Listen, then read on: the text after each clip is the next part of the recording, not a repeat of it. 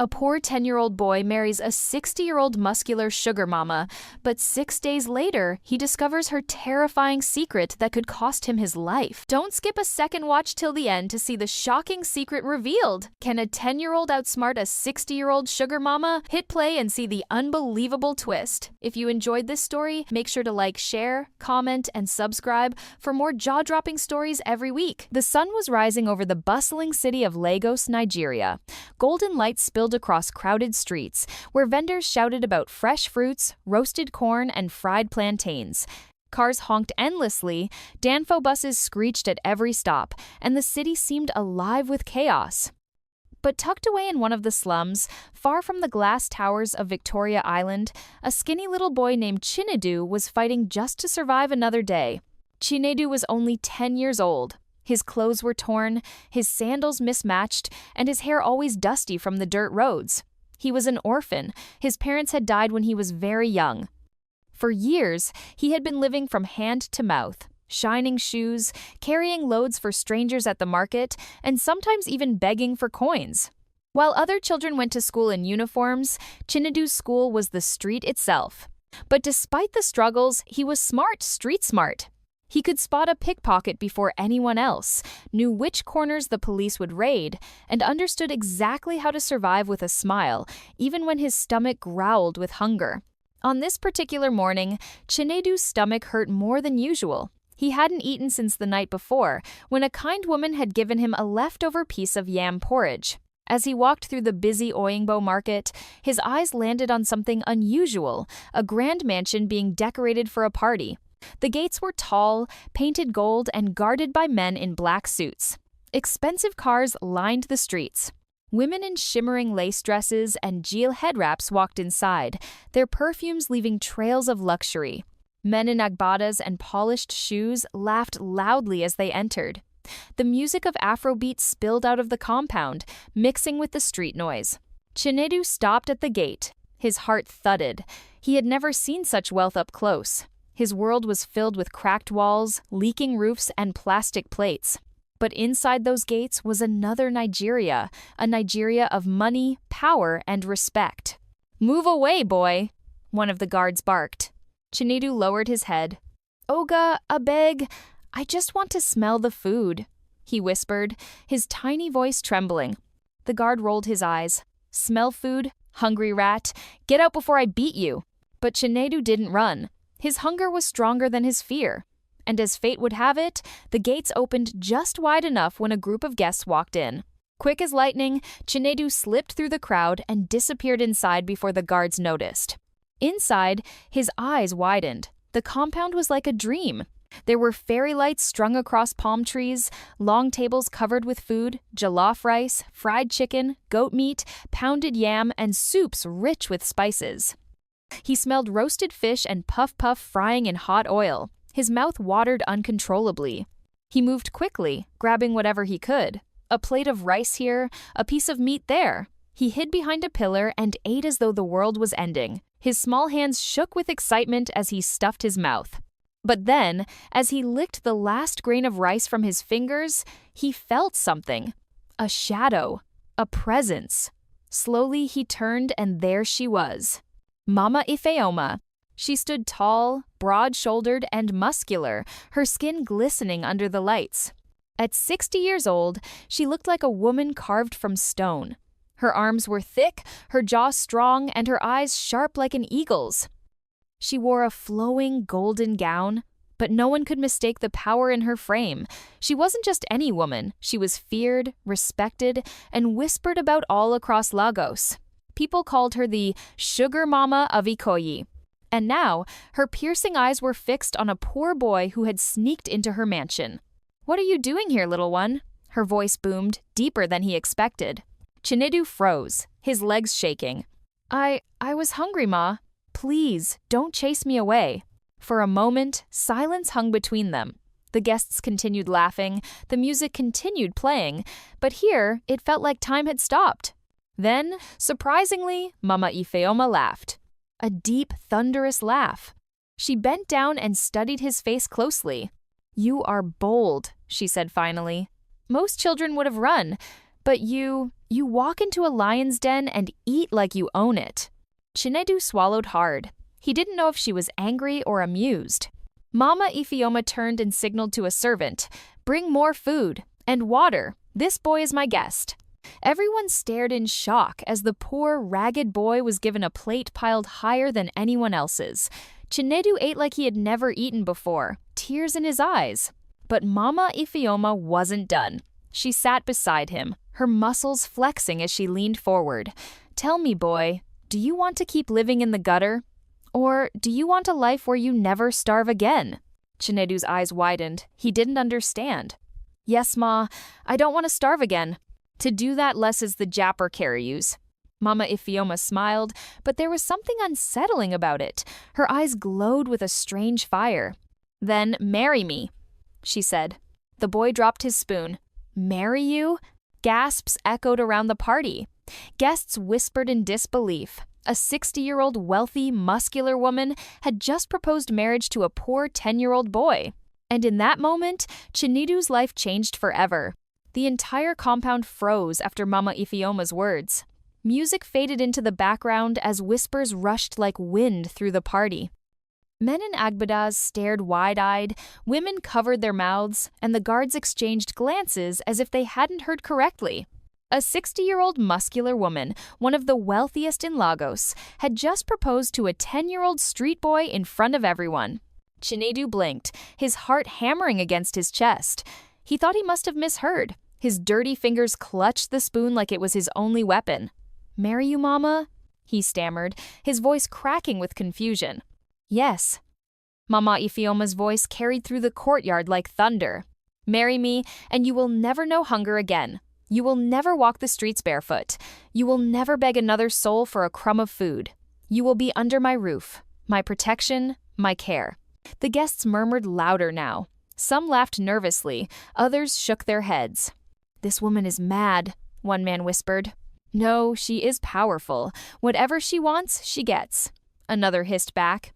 "A 10-year-old? God forbid," a woman muttered, clutching her pearls. But Mama Ifeoma didn't care about the noise. Her eyes were fixed on Chinedu, who sat frozen with half-eaten rice still on his plate. I don't understand," Chinedu whispered, his voice trembling. "I'm just a boy." Mama Ifeoma leaned closer, her muscles flexing beneath her gown. "You are not just a boy. You are bold. You walked into my house with no fear, ate my food like it belonged to you, and looked me in the eyes. That makes you stronger than most men in this city." The guests fell silent again. The words carried weight.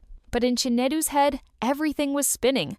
Marriage? He was 10. He didn't know what marriage meant, not fully. All he knew was hunger, loneliness, and the cold streets of Lagos. And now, this woman, this giant, powerful, terrifying woman, was offering him something he had never had before: safety. He whispered again. His eyes darted around the courtyard. Everyone stared at him. He felt trapped, like a rat in a cage. Mama Ifeoma raised her hand. The drums started again, the music filling the silence. She stood tall, pulling Chinedu to his feet. Her grip was strong, almost too strong, as if her fingers were made of iron. "Tonight," she declared, "this boy becomes my husband." The guests gasped. Some laughed nervously, others whispered curses under their breath. But no one dared to stop her. No one challenged Mama Ifeoma in her own house. The ceremony was rushed. A local registrar was called, though his hands shook as he signed the papers. A priest mumbled words he didn't believe. Guests clapped half-heartedly, too afraid to anger the muscular sugar mama. And so it was done. The poor boy, dressed in an oversized suit that nearly swallowed him, was officially married to the 60-year-old woman of power. That night, when the music ended and the guests left, Chinedu was led into Mama Ifeoma's massive mansion. The marble floors echoed beneath his small feet. Chandeliers sparkled overhead, and the walls were lined with portraits of Mama Ifeoma herself, some showing her lifting weights, some dressed in regal gowns, others staring fiercely at the camera. "This is your home now," she said, her deep voice filling the hallway. "You will eat when I eat. You will sleep when I allow you to sleep, and you will follow my rules." Chinedu nodded quickly, too afraid to speak. She smiled, but it wasn't warm. It was the kind of smile that made his skin crawl. Good. Tomorrow I will take you to the tailor. We will dress you properly. The world must see that you are no longer a street rat, you are my husband. He swallowed hard. He wanted to ask, why me? He wanted to run back to the streets, even if it meant hunger, but something in her eyes told him that running was no longer an option. Later that night, as the house grew quiet, Chinedu lay in a giant bed meant for royalty. The sheets smelled of lavender, the pillows softer than anything he'd ever touched. But he couldn't sleep. His mind raced with questions. Why would a rich, powerful woman choose a boy like him? Why had she smiled so strangely at him? And why was one of the doors in the mansion locked with heavy chains and guarded even at night? He remembered how, during the celebration, he had tried to explore the house. But the moment he neared that door, one of the guards had stepped in front of him, blocking his way without a word. Now, lying in the darkness, Chinedu's curiosity burned brighter than his fear. Something about that locked room unsettled him. He could almost feel it, like a secret whispering through the walls. Sleep finally came, but it was restless. In his dreams, he saw Mama Ifeoma's glowing eyes, her laughter echoing, and the locked door pulsing like a heart behind iron chains. Morning came with the call of roosters and the sound of the city beyond the mansion walls. Servants rushed about, bringing trays of fruit and steaming akara. Mama Ifeoma sat at the head of the table, her muscular arms glistening as she ate with slow, deliberate bites. "Sit, husband," she said, gesturing to a chair beside her. Chinedu obeyed, though his legs shook as he climbed onto the tall seat. "You will learn quickly," she said, studying him as if he were a project. "Respect me, obey me, and you will live a long life of wealth. Disobey me." She paused, her smile returning. "And you will regret it." Her words hung in the air like a warning bell. Chinedu nodded, but inside, his heart sank. He had traded the streets for safety, but what kind of safety had he really found? And as he glanced again at the locked door down the hall, he realized that this marriage was not just strange, it was dangerous. The true secret of Mama Ifeoma had yet to reveal itself. The days passed slowly in Mama Ifeoma's mansion. For most children, marriage was a word too big to even imagine, but for Chinedu, it had become his reality. He was still only 10, still skinny and fragile. Yet every morning he woke up in silk sheets, dressed in fine clothes, and ate food so rich that he sometimes got sick from overeating. Outwardly, it seemed like a dream. The servants bowed to him, neighbors whispered about him, and guests visited often, bringing gifts for the sugar mama's new husband. But behind the luxury, an uneasiness grew inside him. Something about the house, something about her, wasn't right. It started with the rules. Mama Ifeoma had many. "You will never leave the compound without my permission," she told him. "You will not speak to strangers about me. You will stay out of the west wing of the house, especially the locked room." Chinedu nodded each time, pretending to obey. But curiosity gnawed at him. That locked room became like a shadow in his mind, following him everywhere. At night, he would hear noises, heavy footsteps echoing when everyone else slept, doors creaking, and sometimes a low chanting sound like whispers in a language he didn't understand. When he asked the servants about it, they lowered their eyes and shook their heads. No one dared speak. One night, unable to resist, Chinedu slipped out of bed. The mansion was dark, the only light coming from the flicker of kerosene lamps. Barefoot, he tiptoed through the hallway, his small frame blending into the shadows. He followed the sound, the strange chanting, until he reached the west wing. There it was, the locked door. Thick chains wrapped around it, and a heavy padlock secured the handles. But what struck him most was the faint glow seeping from underneath the door, like firelight trapped inside. The chanting grew louder. He pressed his ear against the wood. "Aluba ka, Aluba?" The words repeated in a rhythm, deep and unsettling. Then came a sound like flesh hitting wood, followed by a sharp inhale, as though someone was drinking air or something else. Chinedu's heart pounded. He backed away quickly, almost tripping over his own feet. Before he could run, a hand landed on his shoulder. He froze. Slowly, he turned. It wasn't Mama Ifeoma, it was Pastor Gabriel. The man stood tall, dressed in a simple white shirt, his Bible clutched under his arm. He was one of the few people in Lagos bold enough to visit the Sugar Mama's mansion without fear. "Child," Pastor Gabriel whispered, his voice firm but kind, "what are you doing here at this hour?" Chinedu swallowed hard, his lips trembling. "The room, sir? There's something inside. She's doing something." The pastor's eyes darkened. He placed a finger on his lips, urging silence. "I know," he whispered, "but you must never let her catch you here. That woman, she is not who she claims to be." Chinedu's eyes widened. "What do you mean?" Pastor Gabriel glanced at the glowing door, then leaned closer to the boy. 6 nights, he whispered. "She never keeps a husband longer than 6 nights. You must be careful, child. You are not safe here." Before Chinedu could ask more, heavy footsteps echoed from behind. Mama Ifeoma's voice rang through the hall. "Who is there?" The pastor quickly pushed Chinedu away, guiding him toward his room. "Go, say nothing." Chinedu darted down the corridor just as Mama Ifeoma appeared, her golden robe flowing around her powerful body. Her eyes scanned the hallway like searchlights. "Pastor," she said, her lips curling into a half smile. "Praying at midnight again?" Pastor Gabriel bowed slightly. "A shepherd never sleeps while wolves prowl."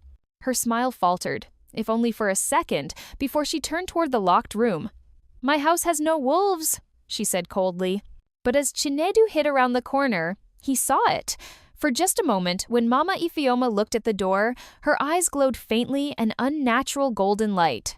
The next morning, Chinedu couldn't shake the warning from his mind. 6 nights. She never keeps a husband longer than 6 nights. He ate quietly at the breakfast table, his hands trembling as he lifted a spoonful of pap to his lips. Mama Ifeoma sat across from him, strong and radiant as ever. Her muscles gleamed in the morning sun, her smile wide and confident. "Eat, husband," she said warmly. "You must stay strong." But all Chinedu could think about was the locked room, the chanting, and the pastor's words. What happened to the husbands before him? Why only 6 nights? As the day dragged on, his fear deepened. Servants whispered when they thought he couldn't hear. Some gave him pitiful looks, as if they knew his time was short. That evening, Nurse Amaka arrived at the mansion. She was a family friend, or so she claimed, and one of the few outsiders Mama Ifeoma allowed into her home. She checked on Chinedu, fussing over his health, measuring his small arms, and checking his pulse. "You're pale, child," she whispered when Mama Ifeoma wasn't listening. "Do you feel safe here?" Chinedu looked around nervously, then leaned in. "There's a room. It's locked. Something bad is in there." Amaka's eyes flickered with fear. She gripped his small hand tightly. "Stay away from that room no matter what. Do you hear me? Promise me." Chinedu nodded, but inside, he knew he couldn't stay away. Curiosity was stronger than fear, and besides, if his life truly depended on it, he had to know the truth. That night, as he lay in bed, the chanting returned. Louder this time, the glow under the door brighter, pulsing like a heartbeat. And when he closed his eyes, he saw flashes, images that weren't his own. Boys like him, dressed in fine clothes, standing beside Mama Ifeoma, then gone. Their faces blurred, their voices crying out in silence. Chinedu woke with a scream, drenched in sweat. It was only the 4th night of his marriage. 2 nights left until the 6th. The mansion of Mama Ifeoma always looked beautiful to strangers. Its marble walls shone under the Lagos sun, the gardens bloomed with hibiscus and bougainvillea, and the fountains sparkled like diamonds. But for Chinedu, each day inside felt darker, heavier, like a net slowly tightening around him. By the 5th night, he could barely sleep. His body was safe, fed, clothed, pampered like never before, but his heart raced with fear. Pastor Gabriel's warning echoed in his head, "She never keeps a husband longer than 6 nights." The words replayed like a drumbeat. 6 nights, 6 nights, 6 nights. On the morning of the 6th day, the air inside the mansion felt strange. The servants moved quietly, their faces pale. No one met Chinedu's eyes. When he asked for his usual pap and akara, the cook only nodded nervously and brought him fruit instead, her hands shaking as she set the tray down. "Why is everyone acting so strange?" he whispered to himself. He looked toward the locked room. That morning, something was different. The chains had been removed. The heavy padlock was gone. For the first time, the door stood unlocked, slightly open as if inviting him in. His stomach nodded. Should he go inside, or should he run? Before he could decide, Mama Ifeoma appeared. She was dressed in a deep crimson wrapper, her muscles gleaming with oil. Around her neck hung a pendant shaped like a coiled serpent. Her smile was wide, but her eyes, those glowing, golden eyes, burned with something dangerous. "My husband," she said, her voice low but powerful, "tonight you will finally understand the meaning of marriage." Chinedu's small fingers tightened around the edge of the table. What do you mean, Mama?" She leaned closer, her breath warm against his ear. "It is the night of union, the night when you give me what I need, and I give you what you cannot imagine." Her words sent chills down his spine. He wanted to ask more, but she straightened and clapped her hands. Immediately, servants rushed to prepare the house. Candles were placed in the corridors, drums carried into the hall, and incense burned until the air grew thick and heavy. By evening, guests arrived not the usual politicians or rich traders, but strange figures dressed in black robes, their faces hidden. They moved silently, their footsteps echoing like thunder. From his hiding spot behind a curtain, Chinedu watched them enter the West Wing. They filed into the forbidden room, chanting in low, deep voices. Curiosity and terror collided inside him. He knew he shouldn't, but his feet moved on their own. Step by step, he followed them. Inside, the forbidden room was nothing like he expected. It was vast, with walls covered in strange symbols painted in red. Animal skulls hung from the ceiling, and in the center stood an altar carved from black stone. Around it, candles flickered, casting shadows that seemed alive. And on the altar lay photographs. Dozens of them. Chinedu's breath caught in his throat. The photographs were of boys, young boys like him, some dressed in fine suits, others in school uniforms. They all smiled in the pictures, but their eyes looked hollow, almost lifeless. He recognized one photo. It was of a boy who used to beg near Oyingbo Market, just like him. But he hadn't seen that boy in months. Suddenly, the pastor's words hit harder than ever. "She never keeps a husband longer than 6 nights." A tremor ran through his body.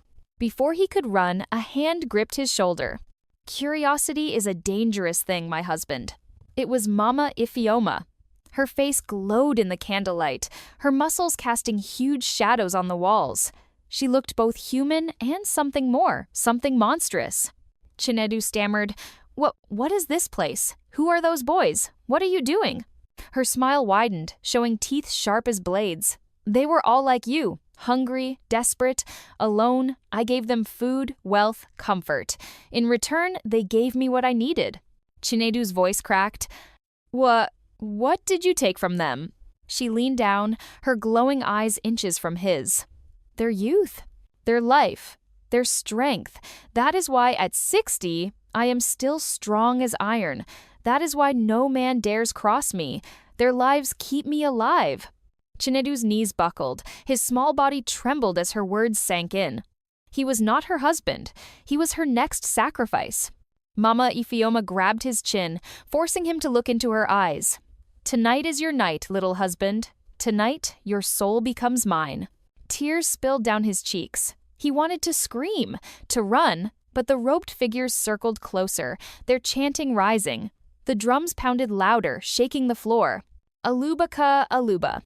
The same chant he had heard in the nights before. But before the ritual could begin, a voice cut through the room. "Stop this madness, Ifeoma!" It was Pastor Gabriel, holding a wooden cross high above his head. Behind him stood Nurse Amaka, clutching a lantern, her eyes fierce.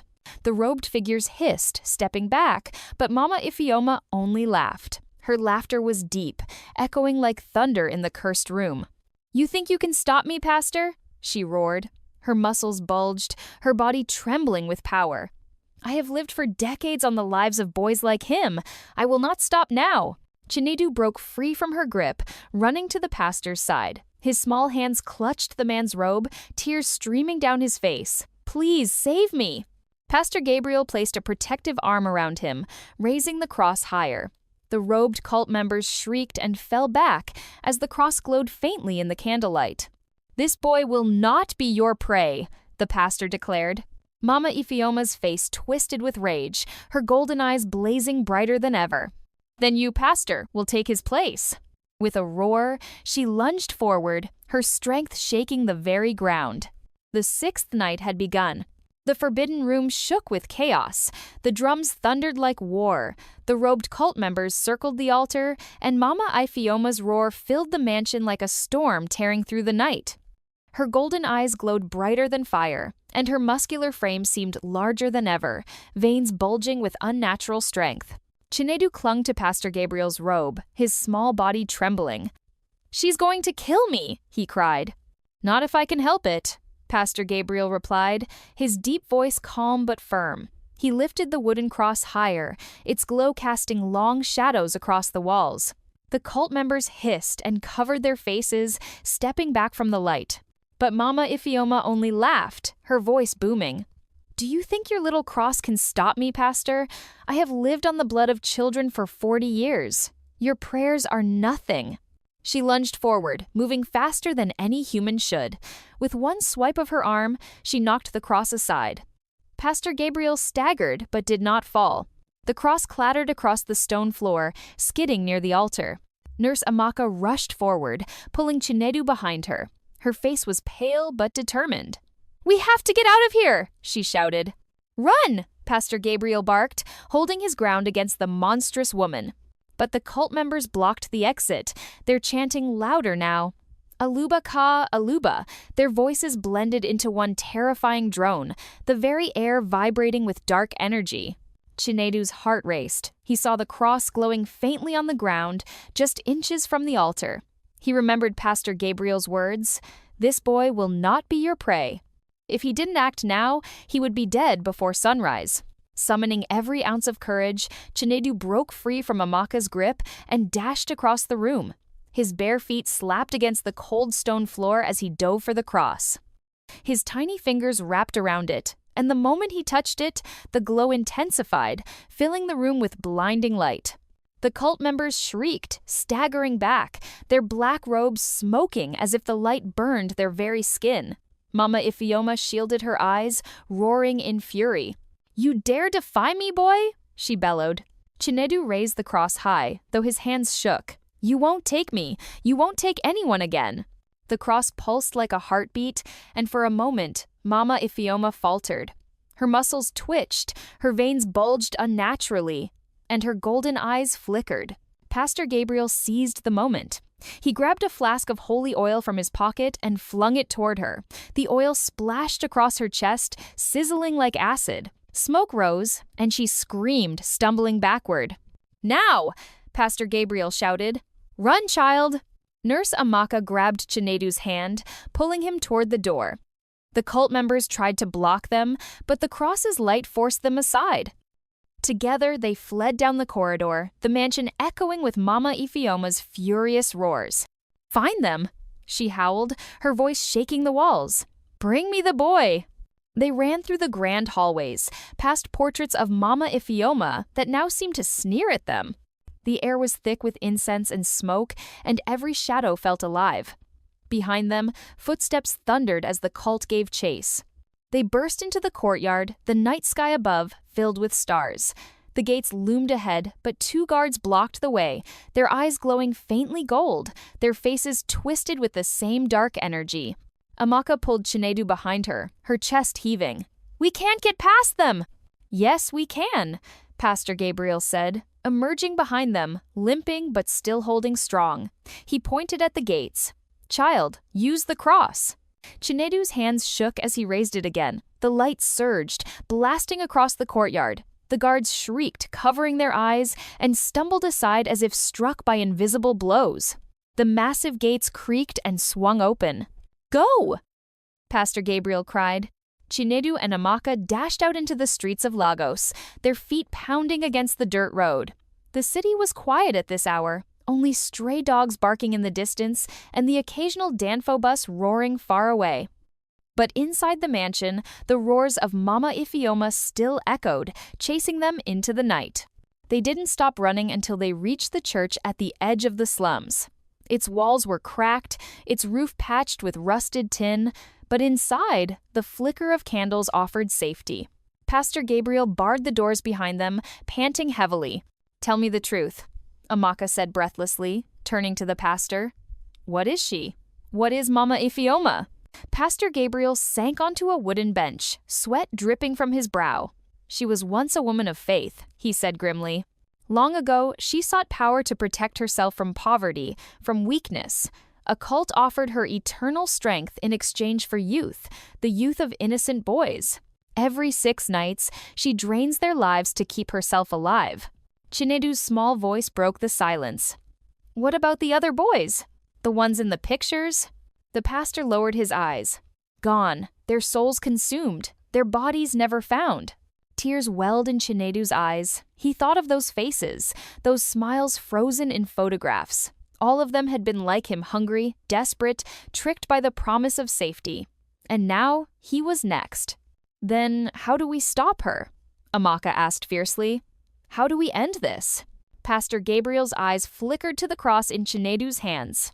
"There is a relic, an ancient stone hidden in her mansion. It is the source of her power. As long as it exists, she cannot die.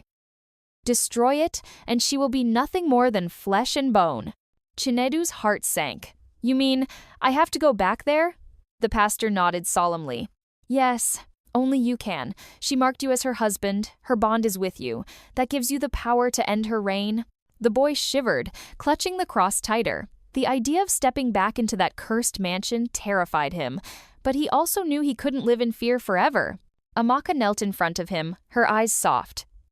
"You don't have to do this alone. We'll be with you. I promise."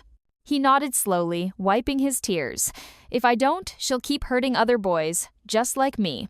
Pastor Gabriel stood, his voice steady. "Then it's decided?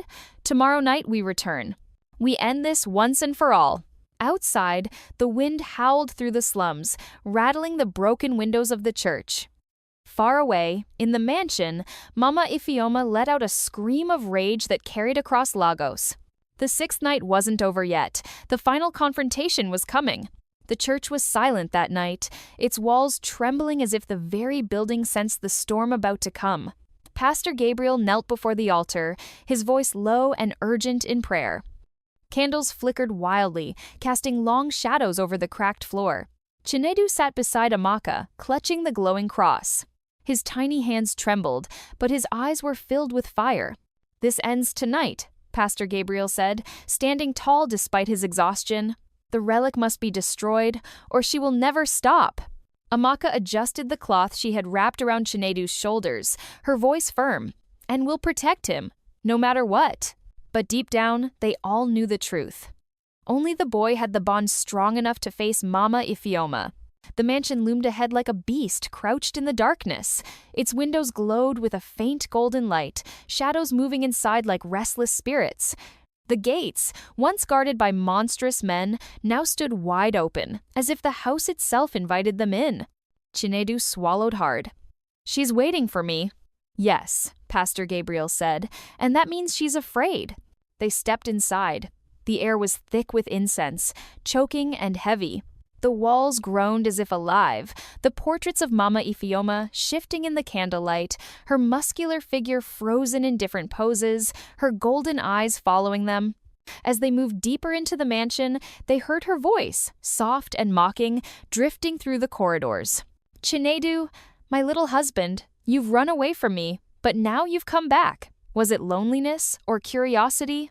Chinedu gripped the cross tighter, his knuckles white. "I came back to end this." The laughter that followed was thunderous, shaking the chandeliers above. Finally, they reached the forbidden chamber again. The ritual drums beat faintly in the distance, though no cult members were visible this time. At the center of the room stood the relic, a black stone carved with strange symbols, glowing faintly gold.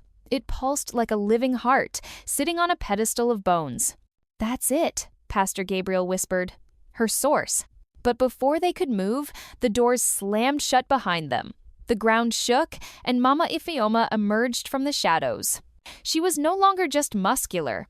Her body had grown grotesque, her skin stretching over bulging veins, her eyes burning like molten gold.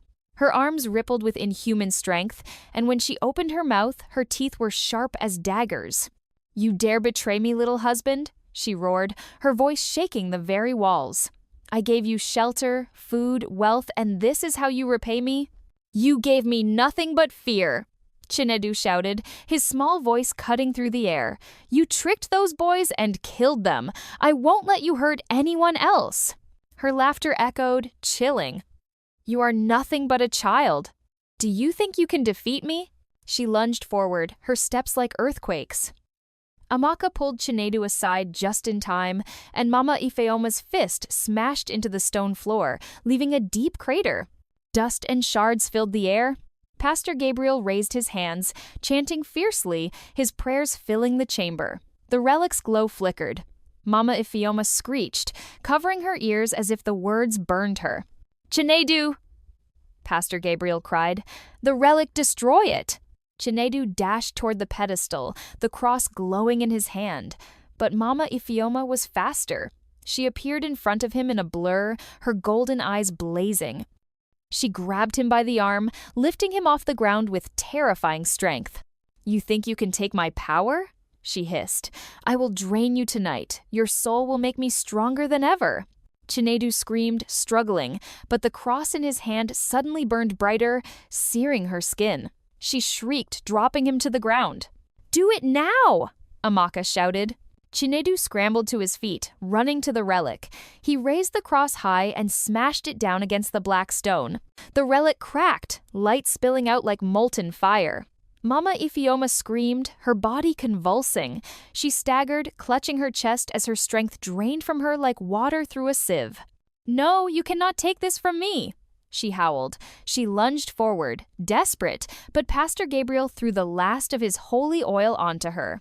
Flames burst across her body, and she fell to her knees. Chinedu raised the cross again and struck the relic one final time. It shattered completely, exploding in a blinding light that filled the room. The walls shook, the ceiling cracked, and Mama Ifeoma let out one last earth-shattering scream.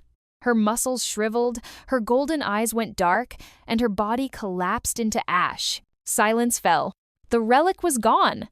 The cult's power ended. The three of them staggered out of the collapsing mansion as the roof caved in behind them.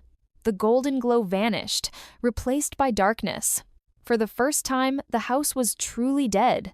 Outside, the night was calm. The stars shone brighter, and a cool wind swept through the slums. Chinedu collapsed on the ground, tears streaming down his face. "It's over," he whispered. Amaka knelt beside him, pulling him into her arms. "Yes, it's over. You're free now." Pastor Gabriel stood tall, though exhaustion weighed on him. "No, child," he said softly. "It's not just you who is free. Every soul she took is free now. You ended her curse." Chinedu looked up at the sky, imagining the faces of the lost boys smiling down at him. For the first time in his life, he didn't feel powerless. He wasn't just a poor boy anymore. He was a survivor, a hero. Weeks later, the slums of Lagos whispered the tale of the boy who defeated the sugar mama. Some laughed in disbelief, others spoke in hushed voices, but everyone knew something had changed. Chinedu now lived with Nurse Amaka, safe and cared for. He went to school, his laughter echoing through the streets. And every Sunday, he sat in the front pew of Pastor Gabriel's church, the cross still shining faintly in his hands. But sometimes, late at night, when the wind howled through the streets, Chinedu swore he heard faint whispers in the dark. Whispers that promised Mama Ifeoma's curse wasn't gone forever. And somewhere deep in the ruins of the mansion, beneath the rubble, a faint golden glow flickered once again. The story wasn't truly over.